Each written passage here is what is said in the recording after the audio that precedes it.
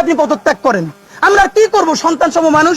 আজকে একটা ছবি ভাইরাল হয়েছে যে আমি চুরি দিচ্ছি আর উনি এরকম দুই হাতে চুরি পইরে আছেন, দেখে আমার পর্যন্ত লজ্জা লাগছে। আমার বাপের বয়সী একজন মানুষ, তারপরও তার লজ্জা শরম হয় না। কিন্তু স্বরাষ্ট্র উপদেষ্টাকে সামনে রেখে আরো কয়েকজন উপদেষ্টা এবং ডিপ স্টেট বলতে যে কথা বাংলাদেশে আছে, তারা মিলে এই কার্ডটা খেলছেন, এটা আমরা জানতে পারি, যাতে সমস্ত দায়গুলো এই স্বরাষ্ট্র উপদেষ্টার উপর দিয়ে যাওয়া যায়। আপনাদেরকে জানাই, আপনারা জানেন গত কয়েকদিনের মধ্যে শীর্ষ সন্ত্রাসী বা টপ টেরর হিসাবে ঘোষিত ছিল 2001 সনে বিএনপি জামাত যাদেরকে টপ টেরর হিসেবে ঘোষণা করেছিল, ধরিয়ে দিলে পুরস্কার দেওয়া হবে, এমনকি ইন্টারপোল যাদের উপরে নিষেধাজ্ঞা জারি করেছে, রেড অ্যালার্ট জারি করেছে, সেই রকম অন্তত 1 ডজন সন্ত্রাসী অনেকে জামিনে মুক্তি পেয়েছে, অনেকে বিদেশ থেকে বাংলাদেশে এসে ফিরে তারা ইতিমধ্যে চাঁদাবাজি শুরু করেছে। আপনাদেরকে একটু জানাই, হাজারীবাগ এলাকার শীর্ষ সন্ত্রাসী সানজিদুল ইসলাম ওরফে ইমন, টিলার আব্বাস হিসেবে পরিচিত মিরপুরের আব্বাস আলী, মোহাম্মদপুরের ইমামুল হাসান হেলাল ওরফে পিচ্চি হেলাল, খন্দকার নাইম আহমেদ ওরফে টিটন, খুরশেদ আলম ওরফে রাসু ওরফে ফ্রিডম রাসু এবং পূর্ব রাজারবাজার এলাকার শীর্ষ সন্ত্রাসী 9টি হত্যা সহ অন্তত 22টি মামলার আসামি আসলাম হোসেন ওরফে সুইডেন আসলাম, এরা প্রত্যেকে কি করে জামিনে মুক্ত হয়েছেন আপনাদের কাছে জানতে চাই। এই জামিনগুলো তো স্বরাষ্ট্র উপদেষ্টা দেন নাই, এই জামিনগুলো তো বাংলাদেশের সব থেকে সুশীল আইনের পণ্ডিত এবং বাংলাদেশের সব থেকে কি বলবো যে সুসাহিত্যিক সুশীল আমাদের আসিফ নজরুল স্যার, তার আইন মন্ত্রণালয় যদি এটাকে এলাও না করে, তাহলে এই সন্ত্রাসীগুলো কি করে জামিন পেয়েছে আমরা জানতে চাই। যেই বাংলাদেশে মাহমুদুর রহমানদের আইন মানার কারণে এসে জেলে গিয়ে তারপরে আবার আবেদন করে তারপরে জামিন নিতে হয়। আপনারা জানেন ডাক্তার সাদি এইখানে সংবাদ সম্মেলনে বলেছি, যারা মানুষের চিকিৎসা দিতে গিয়েছে তাদেরকে ধরে হত্যা মামলার আসামি করেছে, তাদেরকে ছেড়ে দিয়ে এখনো তাদের মামলা প্রত্যাহার করা হয় নাই। আর ইন্টারপোলের রেড অ্যালার্ট জারিকৃত সন্ত্রাসীকে আসিফ নজরুল সাহেব কোন কারণে তাদেরকে মুক্তির বন্দোবস্ত করতে পারেন? কত শত কোটি টাকার বিনিময়ে, অথবা সামনের নির্বাচিত যে নির্বাচন আসবে সেই নির্বাচনে কোন পদ পাবার প্রলোভনের বিনিময়ে এই সন্ত্রাসীগুলোকে উনি মুক্তি দিয়েছেন? আপনাদের মাধ্যমে আমরা আসিফ নজরুল সাহেবের কাছে জানতে চাই। বন্ধুরা আমার, আপনাদেরকে গভীর উদ্বেগের সাথে আমরা জানাচ্ছি, ইতিমধ্যে আপনারা দেখেছেন যে লীগের যে ডিভিশন, আপনাদের মাধ্যমে আমরা স্পষ্ট দাবি জানাতে চাই, 2014 ইলেকশন অবৈধ, 18 ইলেকশন অবৈধ, 24 ইলেকশন অবৈধ। সুতরাং এই অবৈধ যদি ইলেকশন হয়, সেই ইলেকশনের এমপি মন্ত্রী তারাও তো স্বাভাবিকভাবেই অবৈধ। তাহলে এখনো প্রজ্ঞাপন জারি করে কেন কারাগারে তাদের ডিভিশন বাতিল করা হয় না? আপনারা জানেন এখনো তাদেরকে কারাগারে ডিভিশন দেওয়া হচ্ছে। আমরা সরকারকে জানাতে চাই, অনতি বিলম্বে প্রজ্ঞাপন জারি করে এই খুনি ফ্যাসিস্ট আমলে যারা এমপি হয়েছে, মন্ত্রী হয়েছে, প্রত্যেকের কারাগারে ডিভিশন অতি দ্রুত বাতিল করতে হবে এবং তাদেরকে দুলাভাইয়ের মতো জামাই আদায় করে আদালতে আনা যাবে না। এরপরে যদি জামাইয়ের মতো নিয়ে আসেন, এরপরে যদি ছাত্র জনতা তাদেরকে ওখানে কোনো সিদ্ধান্ত গ্রহণ করে, তখন যদি কেউ মব মব বলে চিৎকার করেন, থুতু দিয়ে তাদেরকে ভাসাই দেওয়া হবে। গণহত্যা করেছে, খুন করেছে, এখন পর্যন্ত বিচারের নাম নাই। যারা খুন করেছে, গুলি করেছে, তারা মানুষের সামনে প্রকাশ্য দিবালোকে হাসে খেলে, এর থেকে বড় বেইজ্জতি বাংলাদেশের জন্য আর কিছু হতে পারে না। সুতরাং বন্ধুরা, আপনাদেরকে আমরা সংক্ষেপে দাবি করে জানাচ্ছি, মূল পয়েন্টে যাওয়ার আগে, 25শে ফেব্রুয়ারি জাতীয় শহীদ সেনা দিবস গ শাখায় যেটা অন্তর্ভুক্ত করা হয়েছে বাতিল করে অতি দ্রুত তাকে ক শাখায় অধিভুক্ত করতে হবে এবং স্বরাষ্ট্র উপদেষ্টাকে অতি দ্রুত দায় নিয়ে পদত্যাগ করলে শুধু হবে না, একই সাথে আইন উপদেষ্টা আজকে সকালে তিনি বলেছেন আপনাদের সামনে যে বিপ্লবোত্তর কোন দেশে বা অভ্যুত্থানের পরে দেশ চালানো আসলে কঠিন। হ্যাঁ, আমরা তো বুঝি, এরকম ফ্যাসিবাদের পরবর্তী কেউ যদি দেশ চালাতে আসে তার জন্য কঠিন হবে। সেই কঠিন দেশে ডজনকে ডজন খুনি যাদেরকে ইন্টারপোল পর্যন্ত রেড অ্যালার্ট দিয়েছে, তাদেরকে আপনি ছেড়ে দিয়েছেন কোন আন্দোলনে? মানে কি এইটা এমন একটা কিছু হয়, আমরা এটা বুঝতে পেরেছি।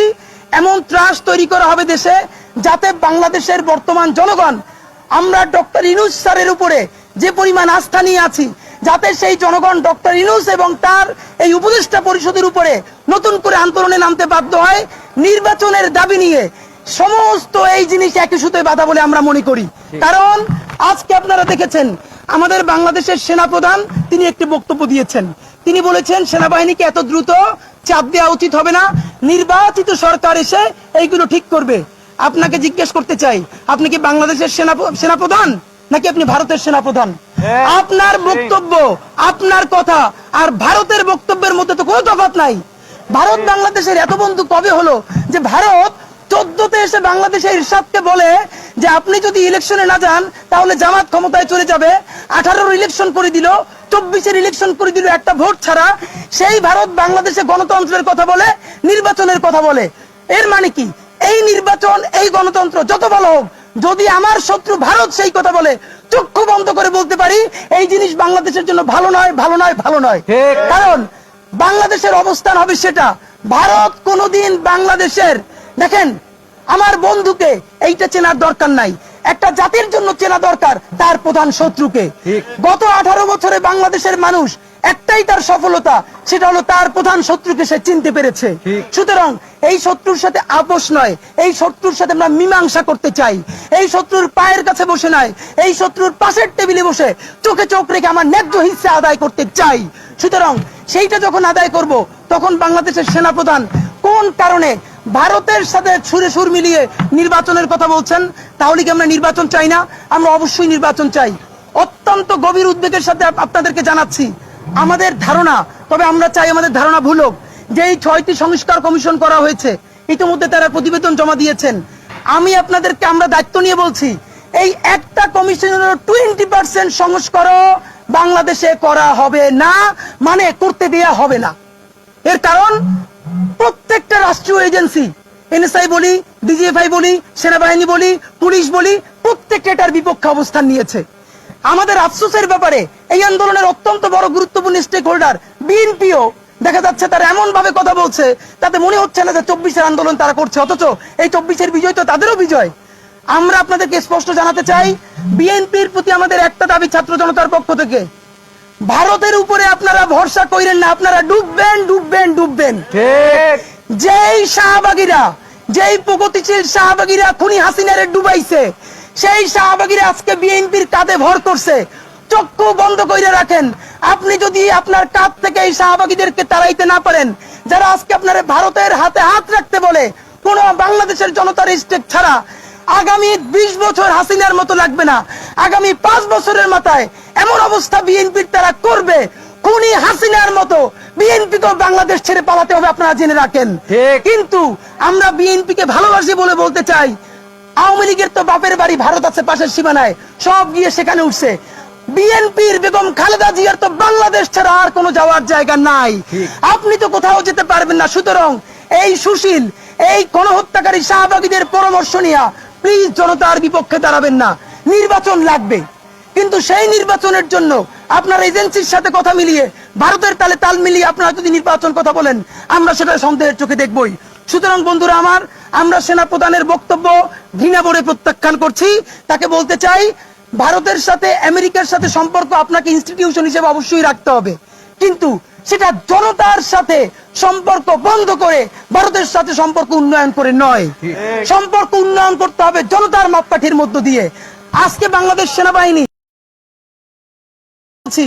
আপনারা যদি বাংলাদেশের মানুষের পক্ষে দাঁড়ান, বাংলাদেশের মানুষ আপনাদেরকে যেভাবে রক্ষা করবে, ইনশাল্লাহ ভারতের হেজিমনি, আধিপত্যবাদ এই বাংলাদেশের 18 কোটি মানুষের দোয়া এবং ভালোবাসা এবং সাহসে উড়ে যাবে ইনশাল্লাহ। সুতরাং বন্ধুরা, আপনাদের মাধ্যমে একটা প্রশ্ন আমরা করতে চাই, আজকের যত চাঁদাবাজি, আজকের যত ছিনতাই, এইগুলো এখন সবাই বলছেন, স্বরাষ্ট্র উপদেষ্টার দায় দিচ্ছেন, আপনাদের কি কারো মনে নাই এখন সেনাবাহিনীর ম্যাজিস্ট্রেসি পাওয়ার চলছে? কই, আমরা তো সেনাবাহিনীর ম্যাজিস্ট্রেসি পাওয়ার তো ছোটবেলাও দেখেছি। যেদিন ঘোষণা হতো সেনাবাহিনীর ম্যাজিস্ট্রেসি পাওয়ার, সেনাবাহিনীর গাড়ি রাস্তায় কেউ দেখলে ছিনতাই তো দূরের কথা, ঘর থেকে বড় চুল রেখেও বেরোইতো না।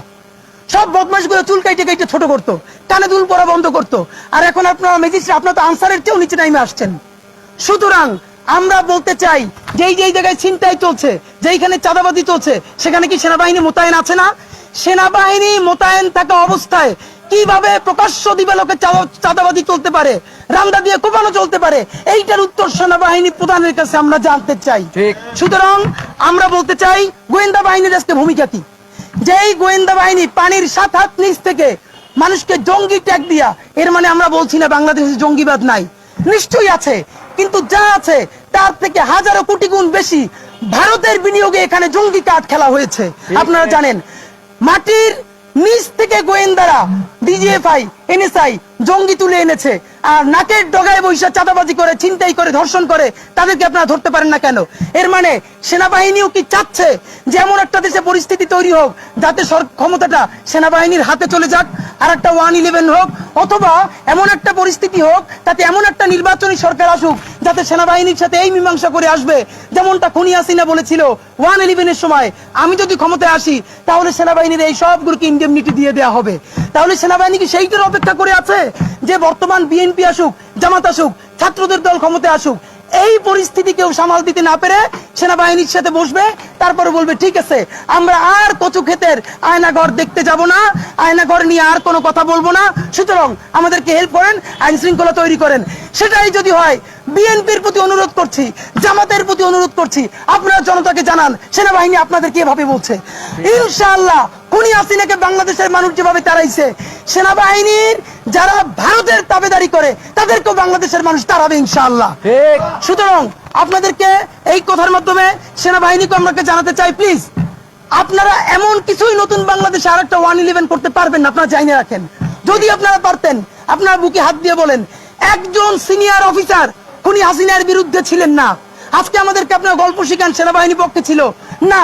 আমাদের কিছু সৈনিক এবং জুনিয়র অফিসাররা বাংলাদেশের মানুষের পক্ষে দাঁড়িয়েছিল বিধায় আপনি জাতিসংঘের অনুদান বন্ধ হবে সেই ভয়ে বাধ্য হয়ে ছাত্র জনতার পক্ষে দাঁড়িয়েছেন।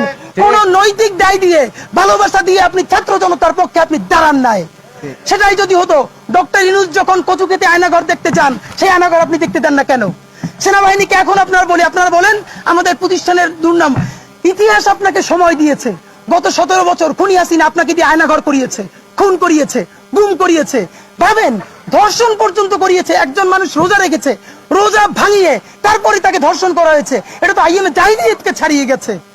সময় এসেছে পাপ মোচন করার, সমস্ত আয়নাঘর সেনাবাহিনী উন্মুক্ত করে দেন। আপনারা জাতির কাছে ক্ষমা চান, আপনারা বলেন আমরা খুনি হাসিনার কারণে করতে বাধ্য হয়েছিলাম, সব উন্মুক্ত করে দেন, জাতির কাছে মাপ চাই, আসেন নতুন বাংলাদেশ নির্মাণ করি, নতুন সেনাবাহিনী তৈরি করি।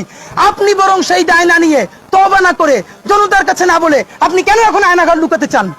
আপনি কেন এখন আর্মিকে ম্যাজিস্ট্রেসি পাওয়ার দেওয়ার পরেও চাঁদাবাদী হতে দিচ্ছেন? আপনি কেন ধর্ষণ হতে দিচ্ছেন? আপনি কেন সেই ভিডিওগুলো প্রচার হতে দিচ্ছেন? আমরা তো সেনাবাহিনীর ক্ষমতা জানি, সুতরাং সেনাবাহিনীকে উত্তর দিতে হবে।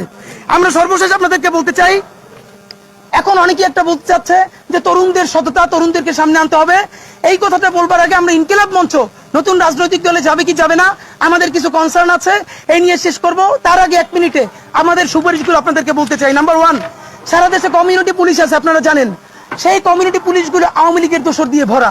যেহেতু বর্তমান পুলিশ ফাংশনাল না, সেনাবাহিনী ফাংশনাল না, মানুষকে ভিডিও করে দেখানো হচ্ছে সে রাস্তায় নামতে পারবে না। আমরা তো বলেই দিয়েছি আমাদের জানের বিনিময় হলেও জুলাইয়ের বাংলাদেশকে আমরা বাঁচিয়ে রাখবো ইনশাআল্লাহ। সুতরাং আমরা সরকারকে বলতে চাই, অতি দ্রুত আপনারা ছাত্র জনতাকে সাথে নিয়ে নতুন কমিউনিটি পুলিশিং গড়ে তুলেন।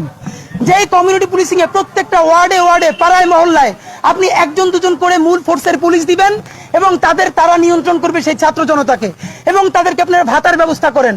আমরা প্রত্যাশা করি আজকে যদি সরকার সেই ছাত্র জনতাকে নিয়ে কমিউনিটি পুলিশিং এর কথা বলে, তাহলে আগামী 15 দিনের মধ্যে ইনশাআল্লাহ প্রত্যেকটা ওয়ার্ডে, থানায়, উপজেলায়, গ্রামে যদি কমিউনিটি পুলিশিং দাঁড়ায়, বাংলাদেশের এমন কোন চাঁদাবাজের সাহস নাই যে আবার নতুন করে চাঁদাবাজি করতে নামবে ইনশাআল্লাহ। নাম্বার 2, আমরা জানি যদি বিএনপি না চায়, খুব দায়িত্ব নিয়ে বলছি, যতগুলো সংস্কারের কমিশন জমা দিয়েছে, যদি এই উপদেষ্টারা সঠিকভাবেও চায়, বিএনপি না চাইলে একটা সংস্কারও বাস্তবায়ন হবে না। সুতরাং বিএনপি প্লিজ আগামী 5 বছর ক্ষমতার চিন্তা না করে, ইতিহাস আপনার জীবনে একটা সময় দিছে আগামী 50 বছর পরের ইতিহাস তৈরি করবার, প্লিজ আপনারা এই সংস্কারগুলো করার জন্য আপনারা সামনে আগান। কারণ বাংলাদেশের সব থেকে বড় দল হিসেবে বিএনপি এই সরকারকে সাপোর্ট না করলে তাহলে একটা সংস্কারও হবে না। সুতরাং আমরা মনে করি বিএনপি এবং জামাত ইসলামীর মধ্যে অতি দ্রুত অন্তত ন্যূনতম কিছু বিষয়ে সমঝোতা হওয়া দরকার।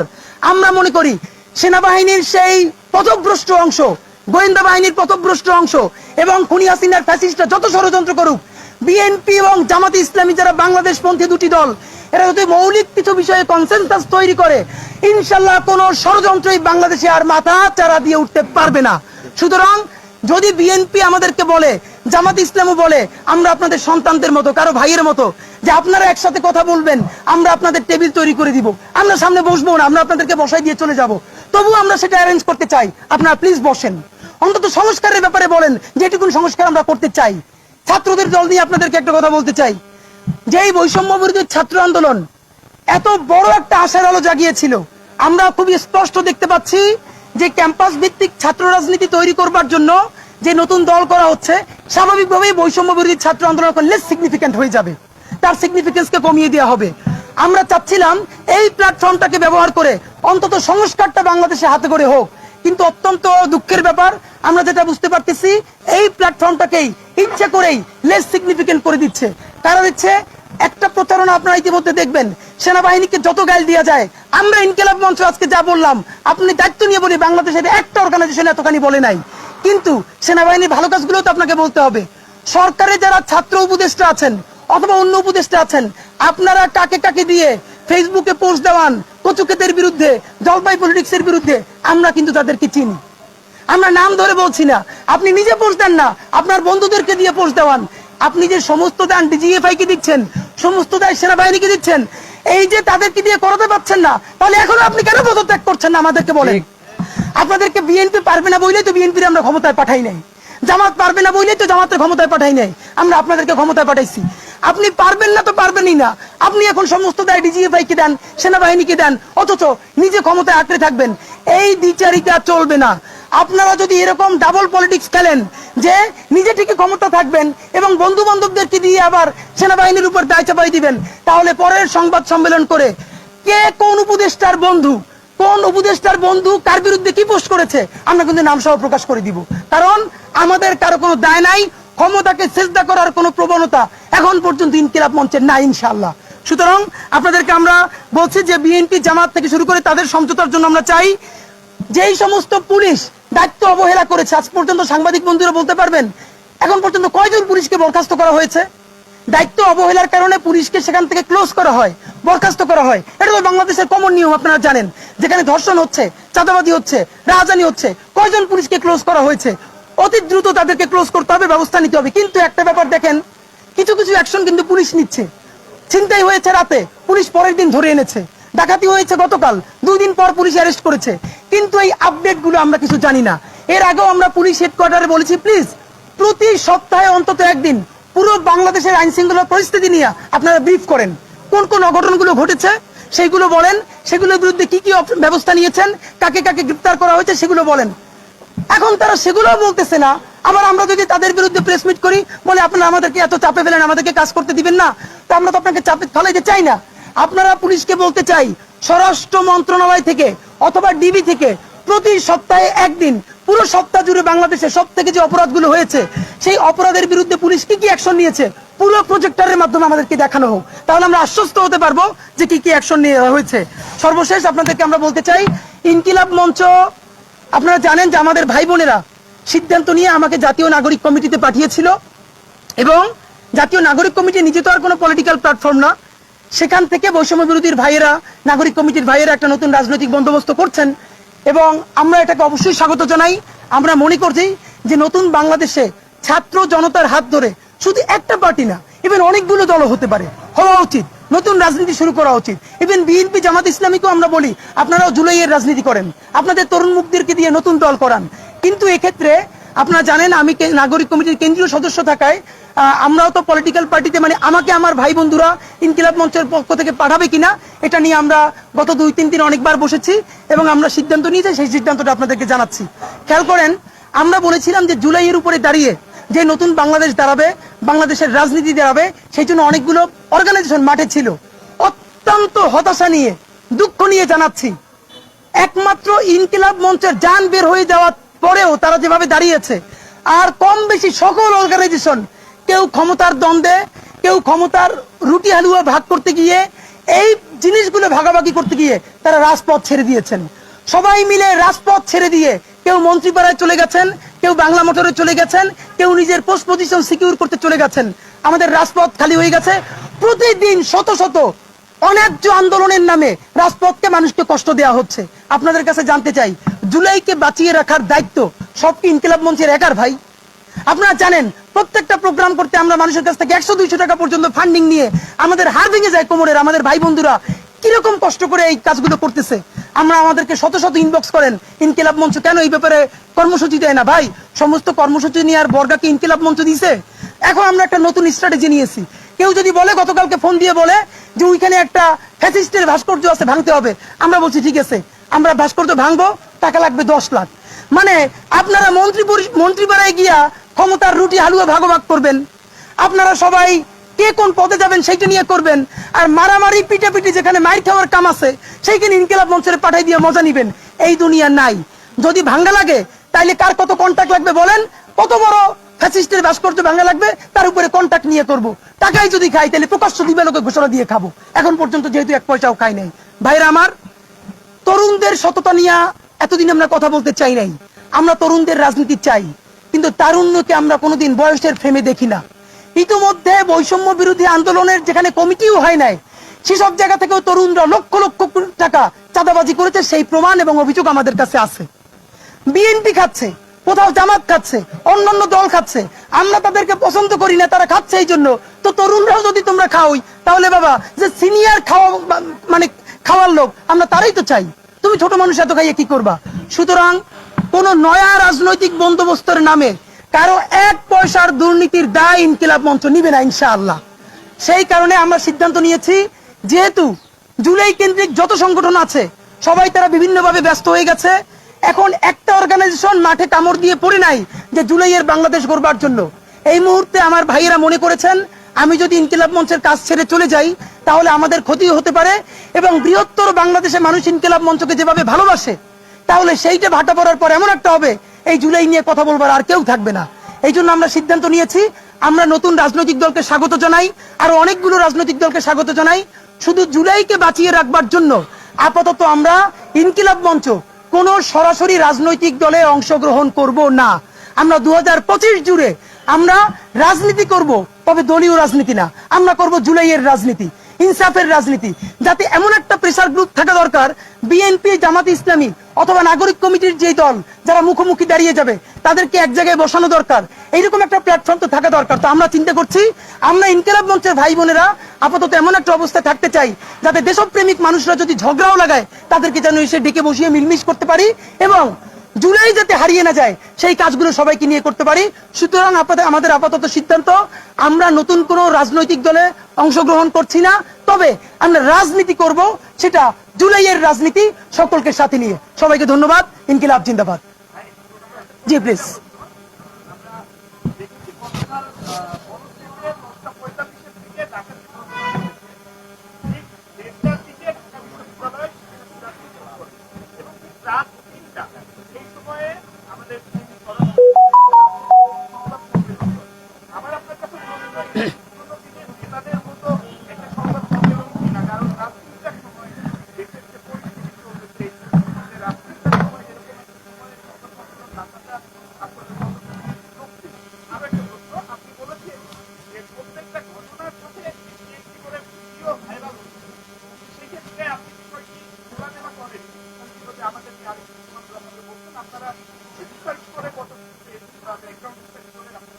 থ্যাংক ইউ ভাই। সংবাদ সম্মেলনের ব্যাপারে একটা কথা বলি, যে এটা কতটুকু সঠিক জানি না, দেখেছি সেই রাত 3টার সংবাদ সম্মেলনে অংশ নিতে গিয়েও আরেক সাংবাদিক আবার ছিনতাইয়ের মুখোমুখি হয়েছে।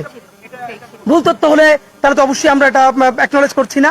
যেটা ব্যাপার, আমরা এটাকে রেগুলেটরি করতে বলতে চাই, এইটা সম্ভবত উনি পারিবারিক চাপে সংবাদ সম্মেলনটা করতে রাত 3টায় বাধ্য হয়েছেন। যারা ছিনতাইয়ের কবলে পড়ছে সম্ভবত তার নিজের আত্মীয় স্বজন কেউ ওনার বাসা থেকে বলছে এখন তুমি কিছু বলবা কিনা বলো, এই জন্য উনি বলতে পারেন, অথবা বয়সের ভারে নুজো হয়ে উনি সময়ের জ্ঞান হারাই ফেলছেন। রাত 3টার সংবাদ সম্মেলন দেখবে কে আর কাবার করবে কে ভাই? রাত 3টায় সংবাদ সম্মেলন না করে পুলিশের 10টা গাড়ি নিয়ে আপনি বড়শ্রী গিয়ে দাঁড়াই থাকেন যে কার বুকের পাটা আছে, আয় পারলে চাঁদাবাজি কর। আমরা স্বরাষ্ট্র উপদেষ্টাকে দেখতে চাই, আপনি প্রতিদিন কোনো কথা না বলে ঢাকার এক এক এলাকায় গিয়ে দাঁড়ান, পুলিশ নিয়ে দাঁড়ান, র্যাব নিয়ে দাঁড়ান, সেনাবাহিনী দিয়ে দাঁড়ান, মাইকে গিয়ে ঘোষণা করেন যে চাঁদাবাজ যদি থাকো পারলে কেউ আয়, ঠ্যাং ভাঙিয়ে হাতে দিয়ে দিব। আপনি সেইটা পারেন না, আপনি এসি রুমের মধ্যে সংবাদ সম্মেলন করবেন, এটা তো মস্করা। তা আমরা মনে করতেছি এটা উনি পারিবারিক চাপেও করতে পারে, আত্মীয় স্বজনের কারণে, অথবা উনি বয়সের বারে নুজ্জ হয়ে সময় জ্ঞান তো নাই, তো উনি আমার বাপের চেয়ে উনি বয়সে বড় মানুষ, কি বলবো, তো ওনারে আসলে কেমনে হাত পাও বা কি ধরলে উনি যাবেন এটা বলতে পারতেছি না। আপনি আমাদেরকে পরামর্শ দিয়ে আমরা ওনারা সেটি বলবার চেষ্টা করব। দ্বিতীয়ত আপনারা বলেছেন যে ভিডিওগুলো ফুটেজগুলো ছাড়া হচ্ছে, ভাই এখানে আমরা ভিডিওটা কে করছে এটা আমরা বলছি না, কিন্তু খেয়াল করেন এখন প্রত্যেকটা মানুষ উদ্বিগ্ন, ঘর থেকে বের হতে পারে না। আমরা স্পষ্ট মনে করি, হ্যাঁ অবশ্যই এটার তো রেকর্ড আছে, গতকাল তো আওয়ামী লীগের মিটিং এ বলেছে যে যেই শহরে আমরা চলতে পারি না সেই শহরে আমরা কাউকে নিরাপদ ভাবে চলতে দিব না। আওয়ামী লীগ প্রতিদিন এমন থ্রেট দিচ্ছে। সুতরাং এই সন্ত্রাসী চাঁদাবাজগুলো নিশ্চয়ই কোনো না কোনো ভাবে গণহত্যাকারীদের সাথে সম্পৃক্ত।